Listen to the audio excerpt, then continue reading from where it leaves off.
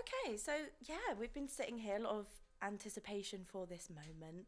And yeah, really, I guess let's just jump in. You both introduce yourselves and then we'll go from there. I've kind of thought about some of the things I'd like to ask you and just kind of how, everything began, really. Okay, lovely. Nice. So I'm Mattie. I'm one of the social media and campaign directors at the UK Refugee Support Community.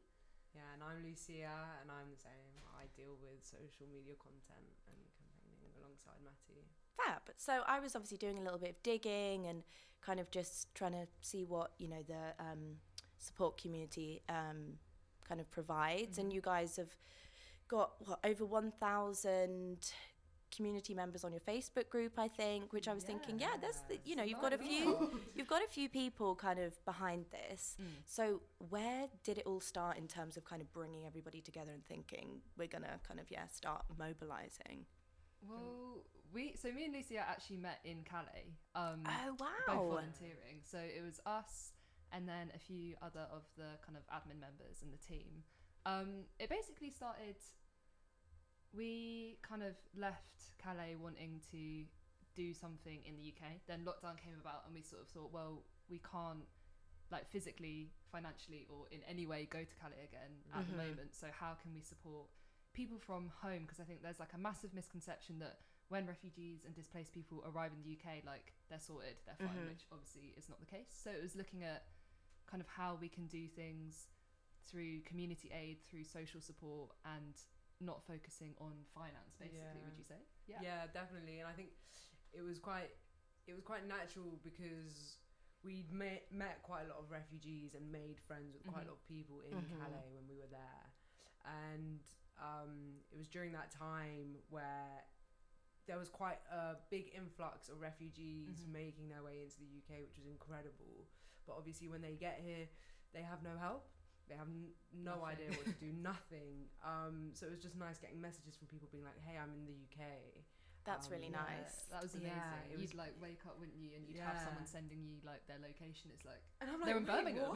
Oh, that's amazing. Like, what? Yeah, it was like, oh, you're a 15-minute tube ride away. Like, oh, to actually see, I guess, that kind of process of kind of meeting people in another country and then knowing that people are actually kind of successfully making it here and making it out of pretty dire and very traumatic, scenarios usually. And, one of the things is there's always seems to be that the UK would have an aggravating role in a lot of these, scenarios and dangerous situations abroad. And the hostile environment is just kind of like ramping up more and more. To a point whereby, at the moment we're still, unfortunately, as we know, there's so many other things kind of taking up space in the news, whereby shafting everything to the side, which is of course is what they would want. And so that's really why I guess it was great that we could get you here, as I just wanted to share the message of what you guys do and how other people can kind of help.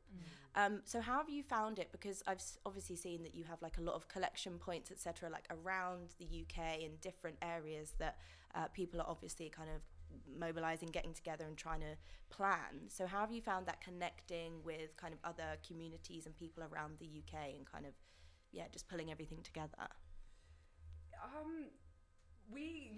I think something that we've always had as our like backbone is like collaboration, and where it has been quite difficult, it's always challenging kind of liaising and getting contact with like people and kind of bringing everyone together and trying to figure it all out, because we are still in really early days, very much so. We're still kind of like learning alongside. It's like, a lot of trial and error. A lot of trial and error, definitely. And but it's been really nice, like reaching out to,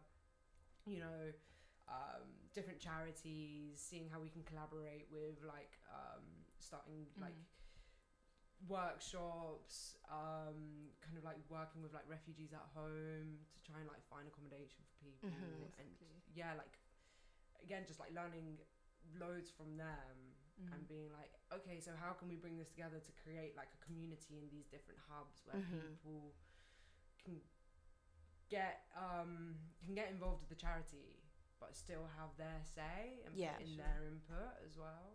Yeah, I think Definitely. one of the things I was thinking of, I guess, often there's a lot of kind of big charities who actually, I guess, arguably maybe don't have that much of an impact, and maybe Yeah. the funds aren't actually being kind of funneled through to the, you know, correct services and correct care for people. And it's often, I kind of see the most impactful things actually come from these more grassroots organisations where people kind of have to go through the trial and error and have to, you know, maybe get things wrong sometimes in order to find out what works. And at the end of the day, it really is just humans basically pulling together for other humans. Exactly. A lot of favours. For sure. And I think like our biggest thing is that we are a community-based grassroots mutual aid organisation. Like, I think one of the biggest things is with a lot of larger charities, it's the aim can sometimes be lost in the financial element. And I think for us, we are not for profit. We are community-based mutual aid. Like, it's hard to explain in the sense of, I think collaboration is so important because sometimes with these huge charities, there's a weird sense of competition almost. And Yeah. it's like, yeah, you're a charity doing great stuff, but your CEO is still on 80 grand a year. Yeah, that's know the what I thing. mean? And And it's it's like like- having that like savior complex sure. while there's these people who have got all this money, like you say, Yeah. and it's like, what are you really doing? What are you really kind of achieving? Exactly. It's like we're all looking for the same goal, all grassroots organisations supporting refugees and displaced people. We all have the same values and goals, so why wouldn't we work together? Yeah, You know? absolutely. Yeah, definitely. And I think what else is really good about that is that, like, usually when like you're working with grassroots charities, they're in the exact same position as you. For sure. They have like barely Yeah. any money to scrounge off. Like, you are just really relying on your supporters and like the people who are just backing you and want to see what you're doing succeed. Yeah. Which is really beautiful. Yeah. I think you create such a bond with the people that you're working with, even if you never meet them. Yeah, absolutely. Just that communicating in, I guess, like whichever way it is, and especially throughout COVID, I'm assuming. I mean, how has that kind of impacted the things you've wanted to maybe carry out over the last sort of year or so? Do you feel like COVID has kind of, I don't know, made things worse? Do you find that there's more people fleeing and trying to kind of come here, or is that maybe halted the process at all? I mean, I think the amount of people coming to the UK is kind of ever increasing. Yeah. It's not. It is like a kind of steady up. Yeah. Especially at the moment, and I don't know how much impact COVID actually had on that. I think in terms of logistical stuff, there was a lot of things we wanted to do during the height of the pandemic that obviously we couldn't. Of course. But I think now the pandemic is, well, not over, but Yeah, but you know what I mean. for some people, For it's some people, over. yeah. Yeah, so It's- things are, yeah. It's like, it's now quite hard to do a lot of the things because we need, you know, there's focus on things like our going back to work and going back to uni Yes. and all the things. Yeah. We've found it hard to kind of maintain, so we're sort of having a bit of a like inside focus, Yes. reaffirming kind of everything stage, which has been really good. Which has been really good. It has been really good, and it's definitely proven difficult now. Yeah. Everything's like getting back into kind of steady stream, because you're like, oh, I had loads of time before, and now I've Yes. got no time, and it's actually just Yeah. like we're holding each other accountable as much as sure. we can, and kind of just trying to be like, okay, Yeah. multitasking is important. Yeah, I to think- try and blend those two worlds back together, I guess, Yeah. is difficult at times. Yeah, very, very much so. But I think the thing is, we all know why we want to do it. We Yeah. all know what we're doing, and again, going back to like your last question, that is what keeps us going with it. Yeah. Is that we all have the same goal. Yeah, and I guess, like, sadly, you know, everything that we see kind of happening at the moment, whether it's, you know, with climate change, we know that this is this big circle kind of, you know, looping round, and that, you know, the state and the actions of the state is massively affecting, you know, the global south, and just, people who, quite frankly, you know, have just been through like absolute terror. Exactly. And, you know, as I've kind of grown older and informed myself and educated myself, I've really understood the importance of actually that borders are just these things that have actually kind of been created, and that humans should be free to move around happily and, you know, like, Exactly. just, you know, living their lives at the end of the day. And I think that's kind of something that a lot of us would definitely kind of strive towards. Yeah. And I think the biggest thing as well is with people who are racist and anti-refugee, I'm thinking, well, if your home country, your town got destroyed and stuff happened to your family and you were traumatized, I'm pretty sure you would want to be able to go to somewhere safe. Yeah. Where you know someone or you speak the thing. language. Like, I'm pretty sure you'd want that as well. Completely, but unfortunately, people like it would never happen to people like Priti Patel, Boris Johnson, Matt Hancock, like the people who are putting in these draconian like policies, especially during COVID. I think that's something that's really crucial. Is that actually there's more of a drive to do this now than before. Yeah, COVID. more than ever, really, isn't it? It's terrifying. It's terrifying that we're going into this really authoritarian, undemocratic policy like system, government run, like everyone's scared. It's like the whole legal routes thing. It's like, oh, you can come to the UK if you do it legally, but there are no legal such routes. thing as a legal route. There is no such thing as a legal route. You see all these Facebook comments like they should get here legally, blah, blah, blah, and it's like how there isn't nothing. One. So it's ridiculous how they're even saying that. It's awful. And it's scary because people like us now, you know, people who are we're at risk saving, like, you know, it's now illegal to save a drowning person in the English Channel. So if you literally can see someone drowning, a refugee drowning, which is like we were saying, it's back to that human to human. You know, we're not worrying about any terminologies here. This is just literally a human to human wanting to help somebody else. That's what people say as well. Like, you know, we're still learning. Like we're still sometimes having to like check ourselves or remind ourselves. Yeah, and absolutely. I think the easiest thing you forget is like, it sounds obvious, but you're talking about people with families and houses and jobs and hobbies and passions, just like anybody else who could have been, you know, born anywhere. Exactly. I mean, for us, it's a given and an obvious, isn't it? You know, it's stuff that we just want to just be in place. And I like you say, it is a scary time, especially kind of the not knowing. I think there is a lot of not knowing at the moment, and just kind of like which direction. Well, I mean, we sort of know which direction we're going in, but that direction is looking very down. It's pretty much a downhill trajectory from here. Exactly. And I think that's what's really like the thing that's making us continue. And I think if anything, it's sad because you can see a lot of people burning out, but I think where like the state is trying to break people down, people are just saying no. And you have to keep saying no. And it's powered by numbers, right? 100%. And that's kind of what a lot of people are like building their ethos on now. It's like, actually, you can't do it alone. You have to do it with the people and around you. even, you know, it might be just small little wins every now and again, but we know that collective power is certainly having an influence, even if just a tiny bit. We're not quite ticking all the boxes and getting all the things kind of collective and community action is the way to make change. And, you know, the thing is, whenever I have kind of guests and we, you know, speak about things that are obviously kind of sensitive and like you say, people are going to burn out, and it's very mentally draining to do this kind of work.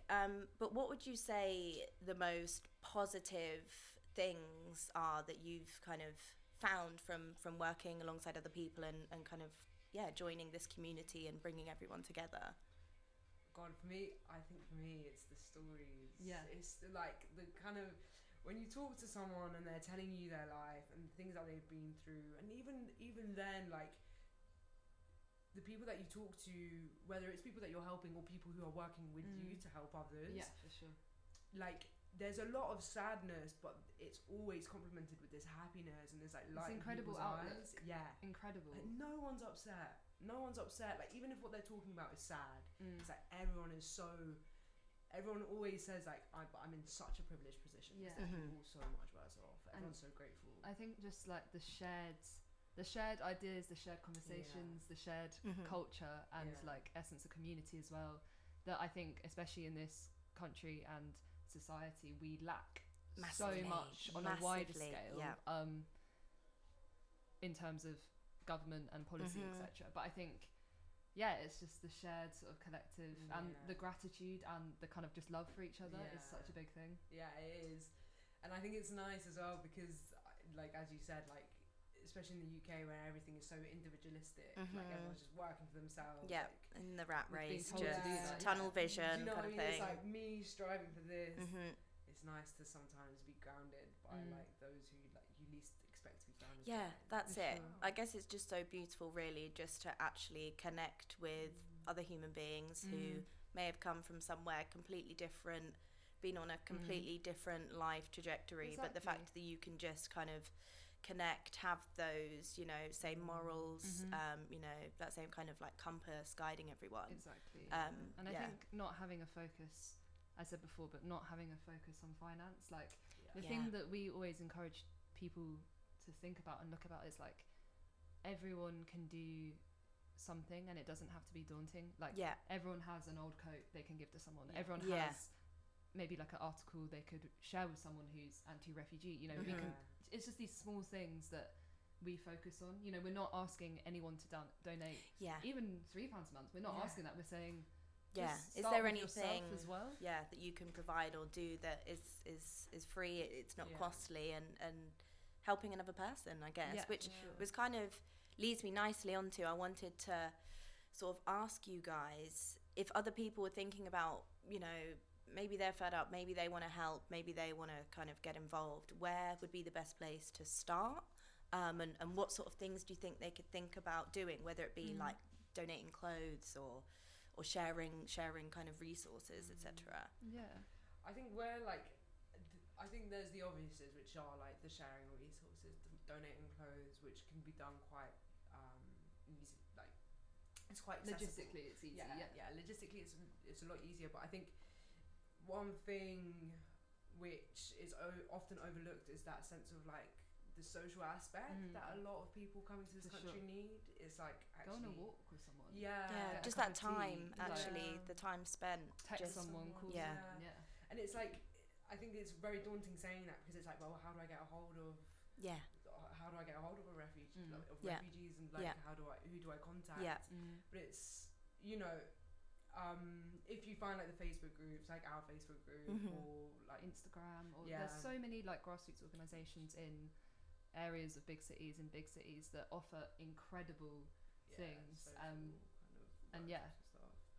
So, well, I think you should signpost to yourselves, guys. I want everyone to know where we can find the community support, the UK Refugee, you know, Facebook page and all these kind of things.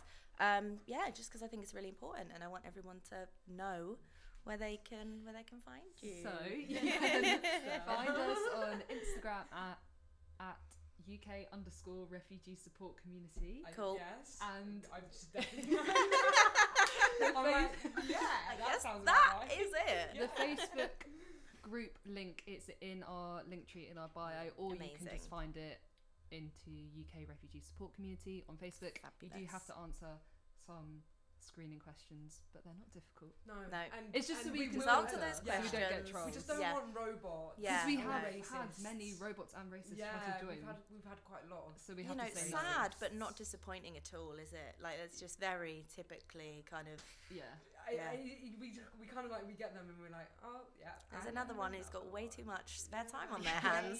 Very scary. And in our link tree, we do. We have an email. You know, we have the classic.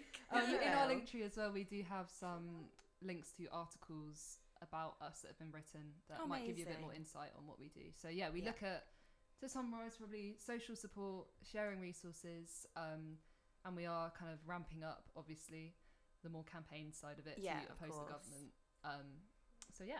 Well, thank you so much, Mattie and Lucia. It's been a pleasure. I've been looking really forward to this. And I just wish you all the best success, and I know that you're going to do great things this year. Thank you. We can't wait to have you on board. Sign me up. Let me answer those questions now.